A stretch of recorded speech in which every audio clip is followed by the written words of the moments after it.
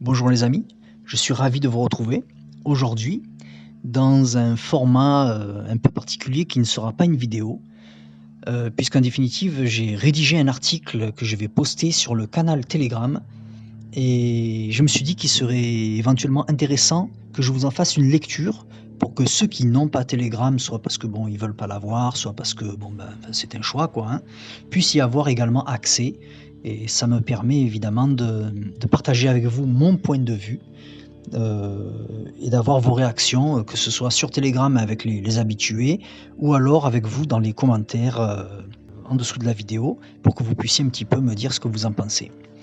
Alors, donc j'ai rédigé, ce texte qui fait à peu près 2 pages, ouais c'est ça 2 pages. Je vais vous le lire, je vais y mettre la forme et puis écoutez j'espère que j'aurai vos réactions, que vous me ferez part un peu de votre sentiment, vis-à-vis de la situation actuelle.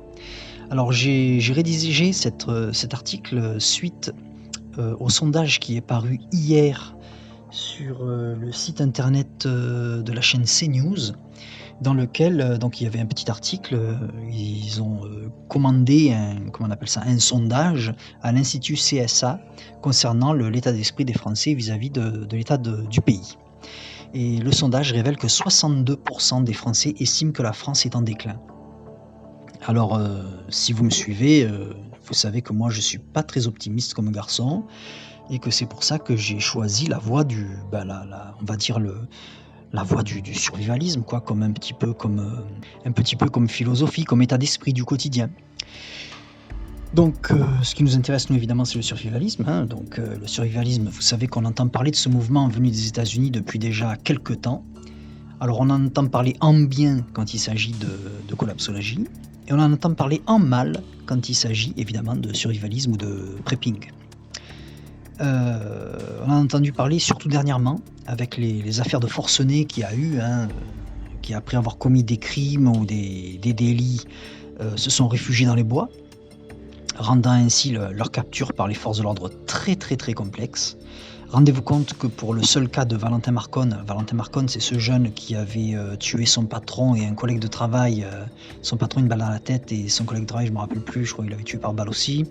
Dans l'affaire dite de la tuerie des Plantiers, c'est dans les Cévennes, il aura fallu 3 jours à plus de 350 gendarmes aidés d'hélicoptères, je crois qu'ils étaient 8 les hélicos, avec des caméras thermiques et tout, de chiens renifleurs et de drones pour interpeller le fugitif.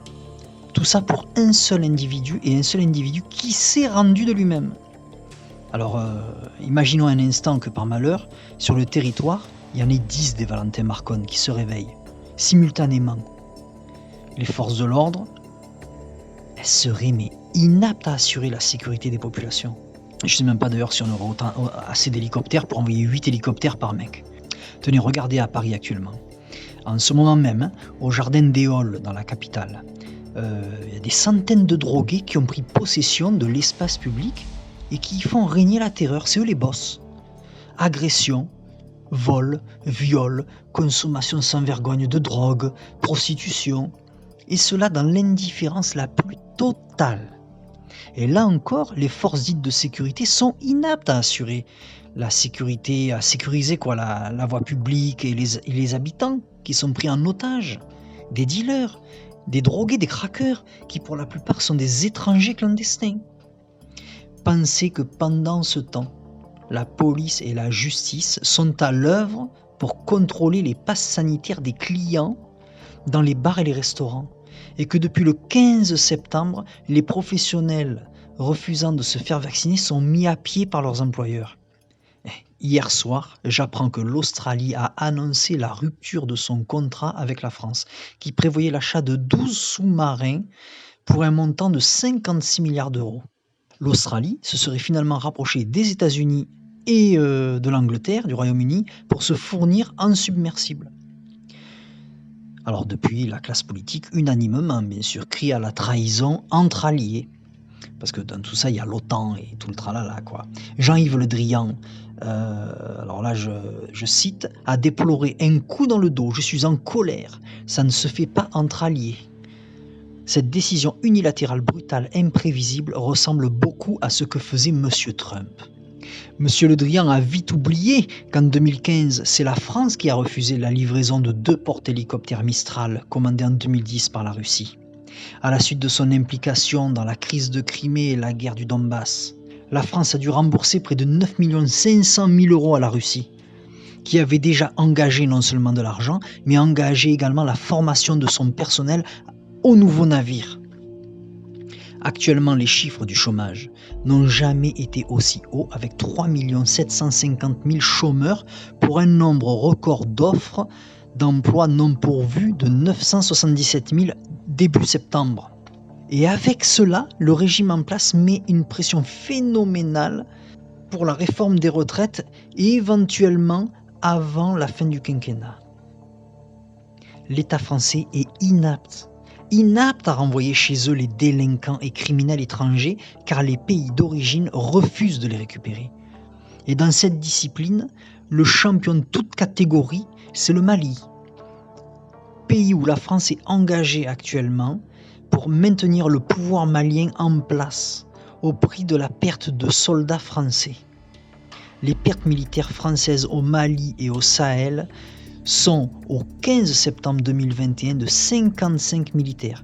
Il y a 54 hommes et une femme, dont 8 officiers, 3 officiers mariniers, 17 sous-off et 27 militaires du rang.